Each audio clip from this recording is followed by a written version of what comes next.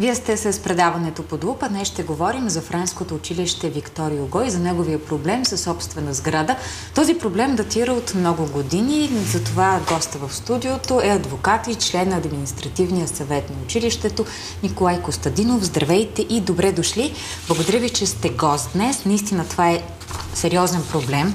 Здравейте, благодаря за възможността в този ден за размисъл в цялата ни страна да говорим на една по-скоро културна и образователна тема, отколкото да мислим за утрешните избори. Благодаря на Телевизия Европа и на вас за проявения интерес към Френския лицей в София. Така, преди да поговорим за този проблем, който наистина съществува от години и който в момента е належащ да си намерите нова сграда, разкажете ни малко за Френския лицей. От колко години съществува? Как се е променил в годините към днешна дата? Колко деца учат в него? Ръста през годините? Има ли интерес към училището?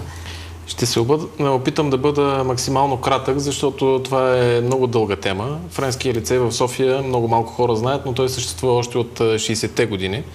Оформен като училище към Френското посолство и до края на 80-те години е бил считан за такова училище към Френското посолство. Всъщност към момента той е част от една образователна система, която френската държава има, тъй като много голяма част от нейните граждани работят в чужбина. И е съвсем естествено дали са дипломати или работят в големите френски корпоративни структури, да имат възможността децата им да продължат същата образователна система, която се предлага във Франция, да бъде предмет на обучение и в тези училища в чужбина. Тази система е посредством две агенции, които са правителствени на Франция и към която една от тях ние в Френския лицей в София сме асоциирани посредством конвенция, която определя правата на всеки. Педагогическите програми идват от Франция. Ето виждаме кадри в момента на училището, където се помещава то.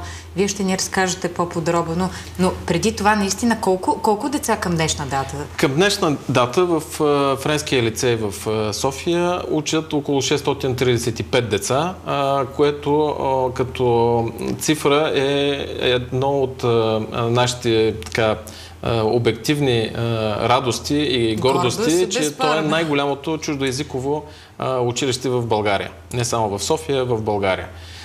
Единственото, което имаме днес като наша друга втора радост е, че това училище, въпреки че предлага чуждоезиково обучение, чуждоезикова образователна система е в основата на програмите, които се предлагат в училището. Това училище съчетава около 30% френски деца, чието родители са френски граждани. Останалата част са най-различни националности, които са проявили интерес децата им да учат в това училище. Какъв е процента на българчетата? На българчетата е много голям, той е около 60%. Остатъка е разпределен между общности. Имаме ливанска общност, много добре изразена. Имаме общност на белгийски граждани, които работят в България, чието деца също следват същата образователна система. Имаме гръцки представители, имаме испански представители, имаме немски представители. Те са по-малко на брой, но децата, които учат в това училище, растат в една много различна културна среда, многонационална културна среда, която е типична за Франция и която в България има много рядък аналог, за да не кажа почти никакъв аналог. Това е едно огромно богатство, защото посредством това обучение във Френския лицей децата стават отворени към всички култури в света. Друг поглед към света, мога ли така да кажа? Живеят в епохата на глобализацията. Това е един старт от най-ранна детска възраст да се научат да живеят заедно с другите. А през годините какъв е интереса и да речем през последната година има ли увеличение на ръста на интерес? Интересът към Френския лицей от началото на 90-те години до сега е бил много голям. Винаги има много повече чакащи да бъдат записани техните деца в Френския лицей, отколкото места, които се предлагат. Съвсем естествено е в времената на прехода, в последните 20 години, много родители да имат, български родители имам предвид, да имат желанието детето им от най-ранна възраст да започне да бъде обучавано по друга образователна система. В случая френската е една прекрасна образователна система, защото един от нейните основни принципи е това образованието да не бъде скъпо и да не бъде в тежест на бюджета на едно семейство. За икономическите условия на България това не е съвсем така.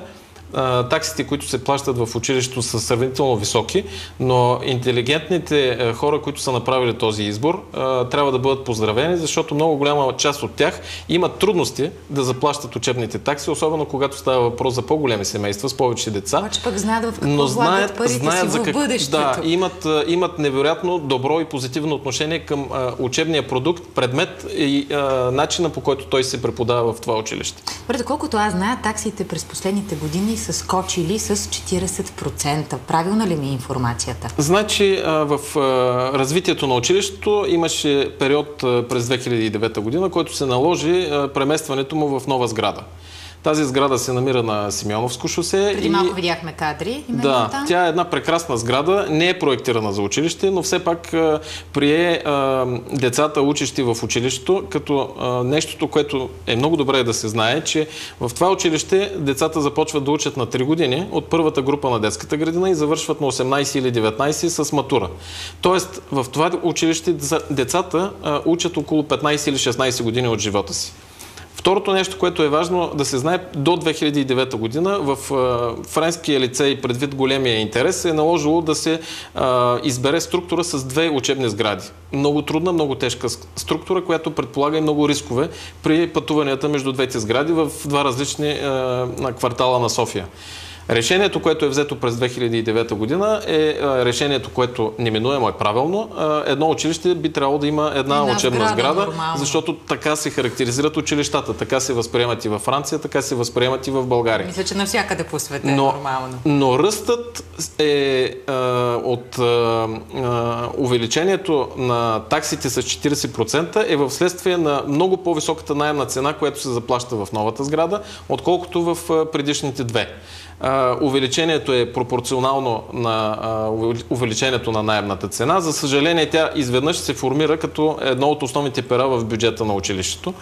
Тази проблематика можеше да бъде приета като временна. И тя винаги е била възприемана като временно явление, защото е ясно, че френското училище има ръст, който е около 10% годишно.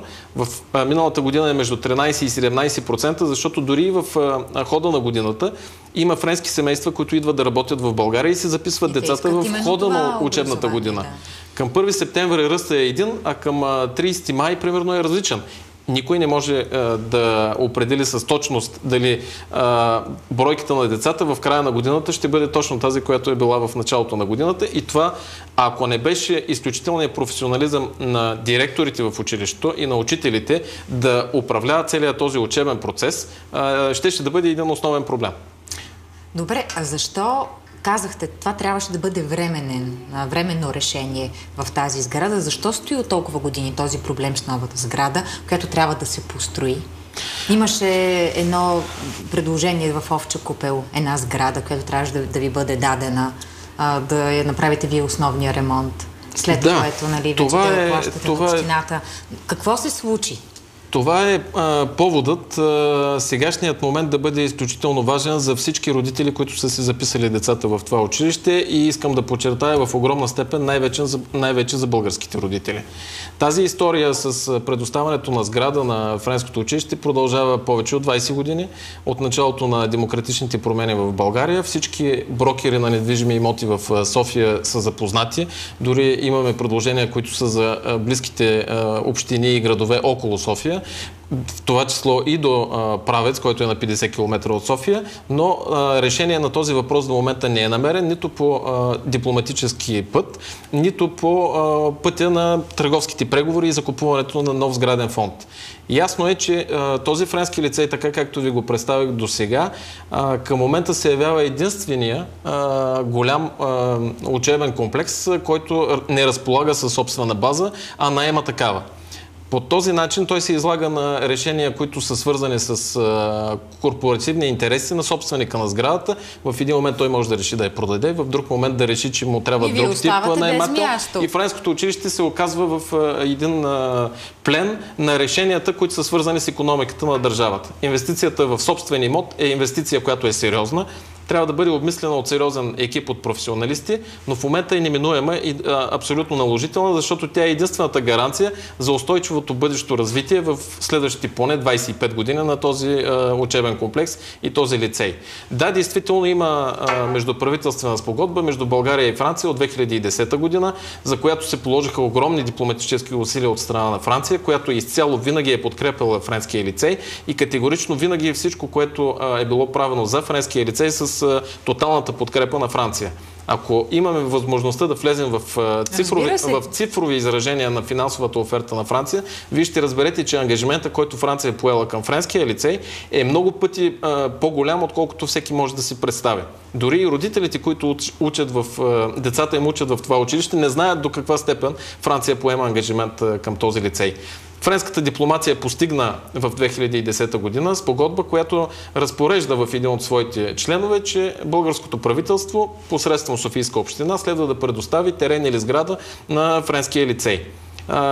Ние посочихме, че сградата на профсъюзите, която дълго време не беше ползвана, беше повече от 20 години изоставена, би могла да приюти, и то не за закупуване, а за поднаем, френския лицей за много дълъг период от време, защото като база и като площ тя напълно отговаряше не само на конкретните изисквания към 2010 година, но и в следващите предвидими 15 години. Столичният общински съвет взе друго решение. Той отказа да ни предостави сградата в Овча купел. Аз не мога да коментирам политически решения. Те са все пак израз на волята на софийските граждани, които са избрали общински съветници да управляват собствеността на София. Мога само да кажа, че пък варианта, който беше предложен като заместител на този комплекс в Овча купел, образно казано. Какъв беше този? Този вариант е един терен, върху който се учредява в кавички безвъзмездно право на строеж. Той е терен от 10 декара в студентски град, в една зона, която няма никаква инфраструктура. Точно тогава повечето от родителите и членовете на административния съвет, посолството, икономическия и културният отдел на френското посолство категорично бяха против този вариант, защото той води до тотално оскъпяване на една подобна инвестиция и до пълна непредвидимост на възможността да се изчисли точната инвестиция. Инфраструктурата винаги има точна и конкретна цена, но когато френския лицей изведнъж реши да инвестира в средата на едно поле, което е Хавра, околните имоти изведнъж стават много атрактивни. Това предполага в следващите 20 или 25 години около френския лицей да се развива бурна строителна дейност, която ще унищожава постепенно и със сигурност инфраструктурата, която евентуално френския лицей би изградил за това място. По тази причина тогава се стигна до един нонсенс и се стигна до едно решение на Столичния общински съвет, което предполага не само правото на строеж да замести предоставянето на сграда или терен, а нещо повече, 10% от децата във френския лицей да бъдат стипендианти на Франция, при критерии обаче определени от Столичния общински съвет. Не от училището, така ли? Не от училището и не от Франция, не от френските институции, не от дипломацията на Франция, нито пък дирекцията на училището, а от Столичния общински съвет. Каква сума възлиза техните стипендии на тези около 65 деца? Веднага ще ви отговоря. При 650 деца средночислен състав в момента на децата в училището, които учат, това прави 65 деца, а сумата за техните годишни учебни такси е около 330 хиляди евро. Значи 330 хиляди евро е много скъпо право на строеж и в никакъв случай не е безвъзмездно. Дори в само тази му част. Без изобщо да вземем под внимание коментара с инфраструктурата. Кой ви пречи сега да построите сградата? Вие искате да построите сграда. Нали правилно съм ви Значи, не мога да кажа, че някой на някому пречи. Защо не се получава? Мога да кажа само следното нещо. Френския лицей в основата си е едно много добро изражение на публично-частно партньорство. Публично от страна на Франция, частно от страна на родителите, чието деца се обучават в това френско училище. Защото програмите, педагогиката, дирекцията и голяма част от учителите са френски граждани, френски програми, френски методики и те се прилагат перфектно. Вътрешно организацията на училището е една отлично работеща организация. В училището учат деца, които са част от най-прогресивните и интелигентни семейства в София и в България. И тези деца са изключително надарени. Резултатите, които постигат, завършвайки френския лицей, са изключително високи. Просто ако статистиката на средностатистическите резултати за този френски лицей се сравни с всички останали чуждоезикови училища на Франция в чужбина, извън Франция, тя е в най-високата категория. В момента има родители, които искат френския лицей да продължи да бъде в този комплекс, където се намира в момента. По простата причина, тя е напълно разбираема, че те имат жилища, които са в околност или са си ги избрали точно заради това, че френския лицей е бил там. Добре, таксата ще стане ли по-малка, ако имате собствена сграда? Ето тук говорим, че плащате много висока такса на година, като наем. Значи, ще се промени ли това нещо, ако имате собствена сграда? Стигаме до най-важната финансовата част на една бъдеща инвестиция и аз мога да ви отговоря съвсем отговорно, че е извършен икономически анализ, така нареченият бизнес план от професионалисти, който показва при бюджет до 10 милиона евро на преместването и инвестирането в собствена сграда на френския лицей. Френската държава ни предоставя финансиране, гарантирано от френското правителство. Такива финансирания се предлагат на 150 страни в света и голяма част от тях вече са се възползвали, в това число и съседна Румъния с френския лицей в Букурещ. Искам само да ви кажа условията, защото за дори обикновените граждани в България тези условия ще прозвучат като космически. Лихвеният процент е 3%. Този лихвен процент е за цялата периодика на кредитирането посредством френската държава, която е между 17, 18, 19 или 20 години, което следва да бъде определено при изискването от страна на асоциацията, която управлява френския лицей и която е асоциацията на родителите на учениците във френския лицей, вследствие на този бизнес план. При 18 години, 19 години кредитиране на 3%, без ипотеки, без застраховки, без никакви различни такси, плюс правителствена гаранция от страна на Франция и плюс нещо, което е уникално, гратисен период от година и половина за времето, в което лицеят ще бъде принуден в учебното си занимание да плаща и наем, да не бъде принуден да плаща асоциацията на родителите и кредитното погасяване според погасителните вноски.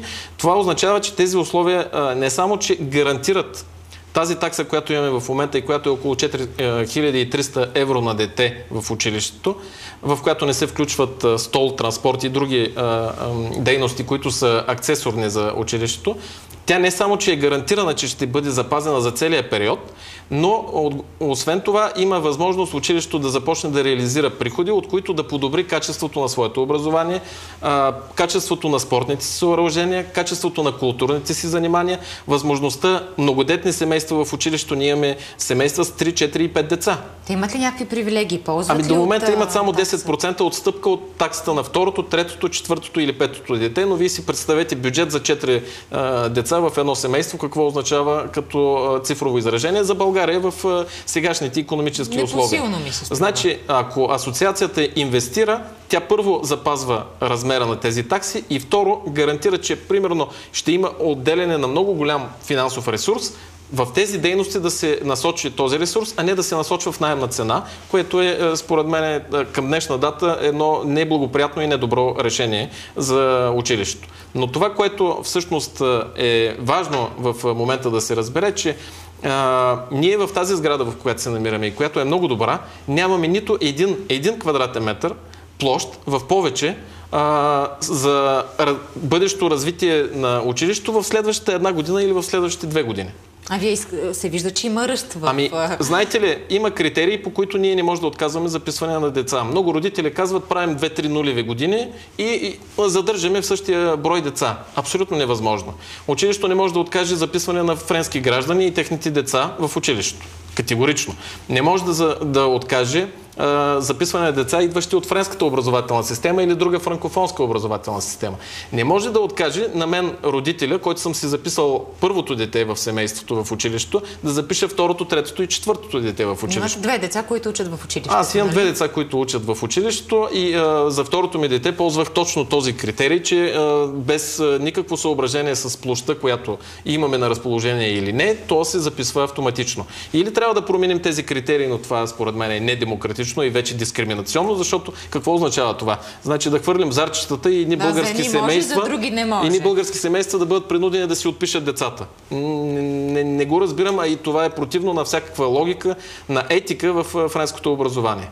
Второто нещо, което е важно, е, че към момента, ако ние вземем решение, пред нас стоят минимум 2, а по принцип 3 или 4 години за преместване.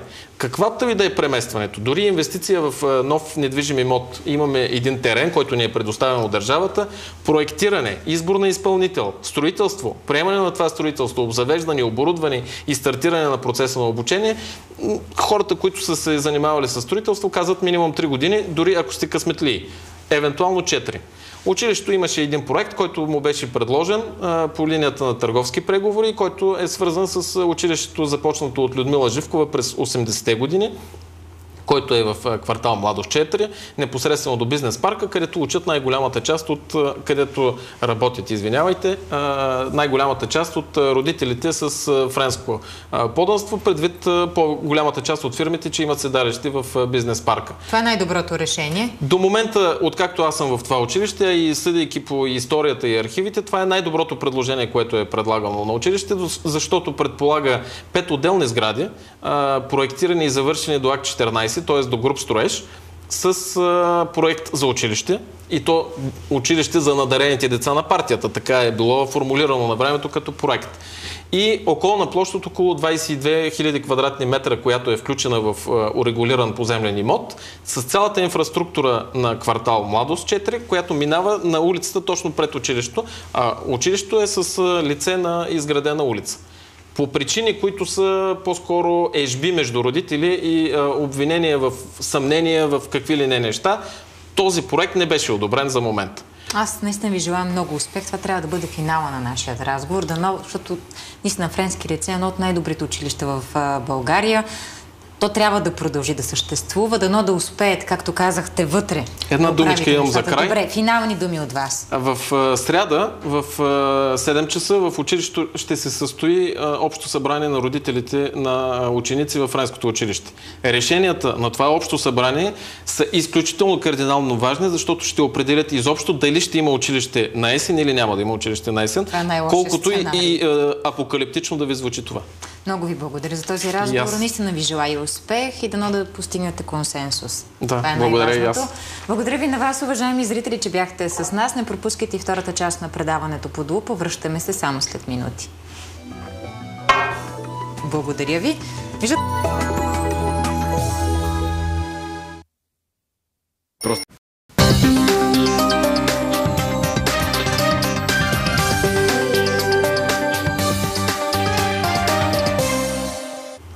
Вие сте с предаването Под лупа. Днес ще говорим за френското училище Виктор Юго и за неговия проблем със собствена сграда.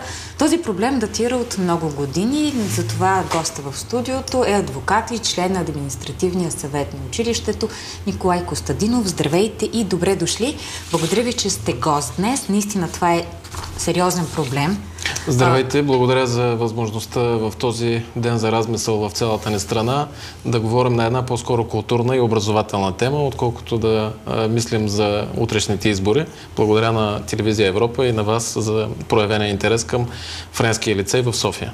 Така, преди да поговорим за този проблем, който наистина съществува от години и който в момента е належащ да си намерите нова сграда, разкажете ни малко за Френския лицей. От колко години съществува, как се е променил в годините към днешна дата, колко деца учат в него, ръста през годините, има ли интерес към училището?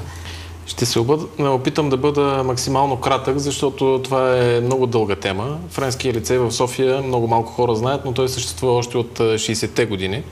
Оформен като училище към Френското посолство и до края на 80-те години е бил считан за такова училище към Френското посолство. Всъщност към момента той е част от една образователна система, която френската държава има, тъй като много голяма част от нейните граждани работят в чужбина. И е съвсем естествено дали са дипломати или работят в големите френски корпоративни структури, да имат възможността децата им да продължат същата образователна система, която се предлага във Франция, да бъде предмет на обучение и в тези училища в чужбина. Тази система е посредством две агенции, които са правителствени на Франция и към която една от тях ние в Френския лицей в София сме асоциирани посредством конвенция, която определя правата на всеки. Педагогическите програми идват от Франция, Ето виждаме кадри в момента на училището, където се помещава то. Вие ще ни разкажете по-подробно. Но преди това наистина колко деца към днешна дата? Към днешна дата в Френския лицей в София учат около 635 деца, което като цифра е едно от нашите обективни радости и гордости, че то е най-голямото чуждоезиково училище в България. Не само в София, в България. Единственото, което имаме днес като наша друга втора радост е, че това училище, въпреки че предлага чуждоезиково обучение, чуждоезикова образователна система е в основата на програмите, които се предлагат в училището. Това училище съчетава около 30% френски деца, чието родители са френски граждани. Останалата част са най-различни националности, които са проявили интерес децата им да учат в това училище. Какъв е процента на българчетата? На българчетата е много голям, той е около 60%. Остатъка е разпределен между общности. Имаме ливанска общност, много добре изразена. Имаме общност на белгийски граждани, които работят в България, чието деца също следват същата образователна система. Имаме гръцки представители, имаме испански представители, имаме немски представители. Те са по-малко на брой, но децата, които учат в това училище, растат в една много различна културна среда, многонационална културна среда, която е типична за Франция и която в България има много рядък аналог, за да не кажа почти никакъв аналог. Това е едно огромно богатство, защото посредством това обучение във Френския лицей, децата стават отворени към всички култури в света. Друг поглед към света, мога ли така да кажа? Живеят в епохата на глобализацията. Това е един старт от най-ранна детска възраст, да се научат да живеят заедно с другите. А през годините какъв е интереса и да речем през последната година има ли увеличение на ръста на интерес? Интересът към Френския лицей от началото на 90-те години до сега е бил много голям. Винаги има много повече чакащи да бъдат записани техните деца в Френския лицей, отколкото места, които се предлагат. Съвсем естествено е в времената на прехода, в последните 20 години, много родители да имат, български родители имам предвид, да имат желанието детето им от най-ранна възраст да започне да бъде обучавано по друга образователна система. В случая френската е една прекрасна образователна система, защото един от нейните основни принципи е това образованието да не бъде скъпо и да не бъде в тежест на бюджета на едно семейство. За икономическите условия на България това не е съвсем така. Таксите, които се плащат в училището, са сравнително високи, но интелигентните хора, които са направили този избор, трябва да бъдат поздравени, защото много голяма част от тях имат трудности да заплащат учебните такси, особено когато става въпрос за по-големи семейства с повече деца. Обаче пък знаят в какво влагат парите си в бъдещето. Да, имат невероятно добро и позитивно отношение към учебния продукт, предмет и начина, по който той се преподава в това училище. Доколкото аз зная, таксите през последните години са скочили с 40%. Правилна ли ми е информацията? Значи в развитието на училището имаше период през 2009 година, който се наложи преместването му в нова сграда. Тази сграда се намира на Симеоновско шосе. Преди малко видяхме кадри. Да, там. Тя е една прекрасна сграда, не е проектирана за училище, но все пак прие децата, учещи в училището, като нещото, което е много добре да се знае, че в това училище децата започват да учат на 3 години от първата група на детската градина и завършват на 18 или 19 с матура. Тоест, в това училище децата учат около 15 или 16 години от живота си. Второто нещо, което е важно да се знае, до 2009 година в Френския лицей, предвид големия интерес, е наложило да се избере структура с 2 учебни сгради. Много трудна, много тежка структура, която предполага и много рискове при пътуванията между двете сгради в 2 различни квартала на София. Решението, което е взето през 2009 година е решението, което неминуемо е правилно. Едно училище би трябвало да има една учебна сграда, защото така се характеризират училищата. Така се възприемат и във Франция, така се възприемат и в България. Мисля, че навсякъде по света е нормално. Но ръстът е от увеличението на таксите с 40% е в следствие на много по-високата наемна цена, която се заплаща в новата сграда, отколкото в предишните 2. Увеличението е пропорционално на увеличението на наемната цена. За съжаление, тя изведнъж се формира като едно от основните пера в бюджета на училището.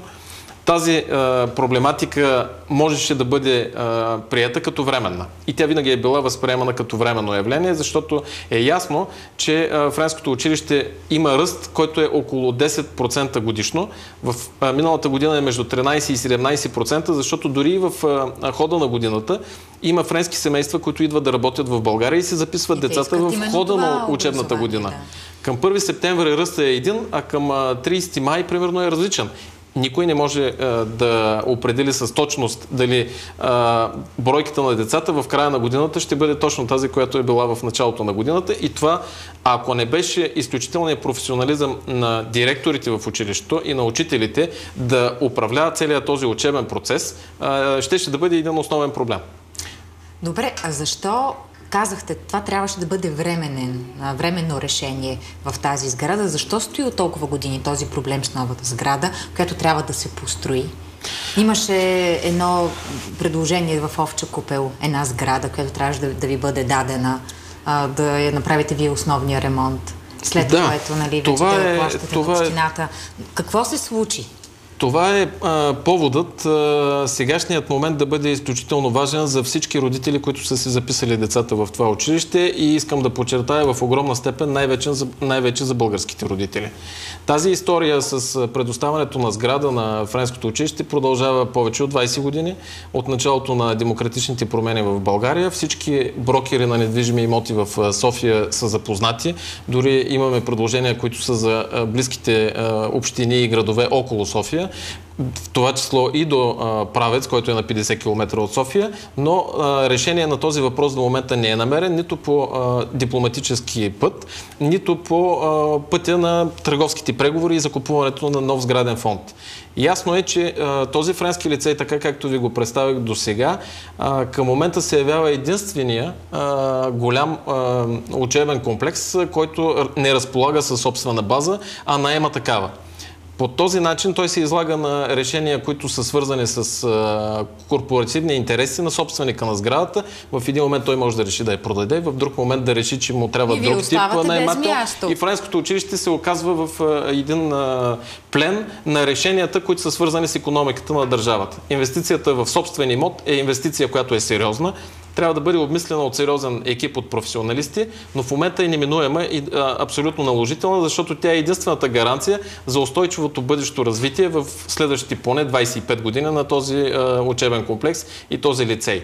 Да, действително има междуправителствена спогодба между България и Франция от 2010 година, за която се положиха огромни дипломатически усилия от страна на Франция, която изцяло винаги е подкрепила френския лицей и категорично винаги всичко, което е било правено за френския лицей с тоталната подкрепа на Франция. Ако имаме възможността да влезем в цифрови изражения на финансовата оферта на Франция, вие ще разберете, че ангажимента, който Франция е поела към френския лицей, е много пъти по-голям, отколкото всеки може да си представи. Дори и родителите, които децата им учат в това училище, не знаят до каква степен Франция поема ангажимент към този лицей.